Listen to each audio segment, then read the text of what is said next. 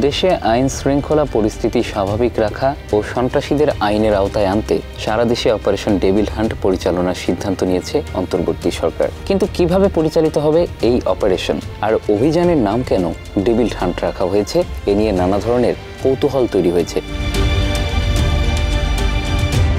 Devil hunt শব্দটি বিভিন্ন অর্থে ব্যবহৃত হয়। মধ্যযুগীয় ইউরোপে ডেভিল হান্ট বলতে বোঝানো হতো জাদুকরী শিকার বা ডাইনিবধ, যেখানে নিরীহ মানুষকে শাস্তি দেওয়া হতো কুসংস্কারের বশবর্তী হয়ে। আবার লাতিন আমেরিকা ও আফ্রিকার কিছু আদিবাসী গোষ্ঠীতে এটি শামানদের এক ধরনের আচার অনুষ্ঠান ছিল, যেখানে তারা বিশ্বাস করত যে অশুভ আত্মাকে বশে আনতে হবে বা ধ্বংস করতে হবে।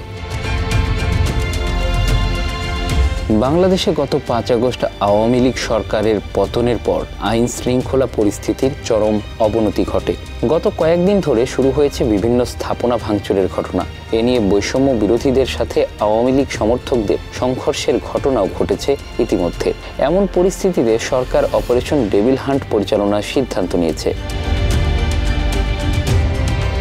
সংশ্লিষ্টরা বলছেন এটি একটি প্রতীকী নাম। এর মাধ্যমে মূলত সন্ত্রাস বিরোধী অভিযান পরিচালনা করা হবে, যার নেতৃত্বে থাকবেন সেনাবাহিনী। এছাড়াও এই দলে থাকবে পুলিশ, র্যাব ও আনসার সদস্যরা। এর আগে 2007 সালে 111 হিসেবে পরিচিত সেনা সমর্থিত তত্ত্বাবধায়ক সরকারের সময়ও এই ধরনের অপারেশন পরিচালনা করা হয়। সেবার যৌথ বাহিনীর সেই অভিযানের নাম দেওয়া হয়েছিল অপারেশন র্যাপিড ফ্রিডম। ওই অভিযানের মাধ্যমে যৌথ বাহিনীর রাজনৈতিক অস্থিরতা ও সন্ত্রাস দমনে কাজ করেছিল। সেই অভিযানে রাজনীতিবিদ, ব্যবসায়ী, আমলাসহ বিভিন্ন পেশাজীবীদের আটক করা হয়েছিল। তবে বাংলাদেশের ইতিহাসে সবচেয়ে আলোচিত অভিযান ছিল অপারেশন ক্লিন হার্ট। 2002-03 সালে এই অভিযান পরিচালিত হয়। তখন রাষ্ট্র ক্ষমতায় বিএনপির নেতৃত্বে 4 দলীয় জোট সরকার। দেশে তখন আইন শৃঙ্খলা পরিস্থিতির চরম অবনতি ঘটে। পরিস্থিতি দিনকে দিন খারাপের দিকে যাচ্ছিল। মানুষের মনে আতঙ্ক, উদ্বেগ, ক্ষোভ আর হতাশা জন্ম নিয়েছিল। ঠিক সেই প্রেক্ষাপটে অপারেশন ক্লিন হার্ট পরিচালনা করা হয় এবং তাতে সফলতাও আসে।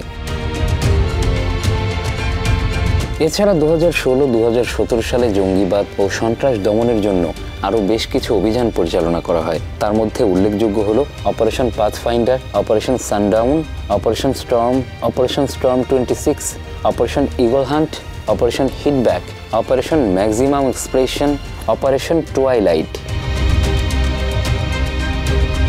অভিযানের নাম কেন এমন হয়? সামরিক বিশ্লেষকরা বলছেন সংক্ষিপ্ত, শক্তিশালী এবং প্রতীকী এই 3টি বিষয় মাথায় রেখে অভিযানের নাম নির্ধারণ করা হয়।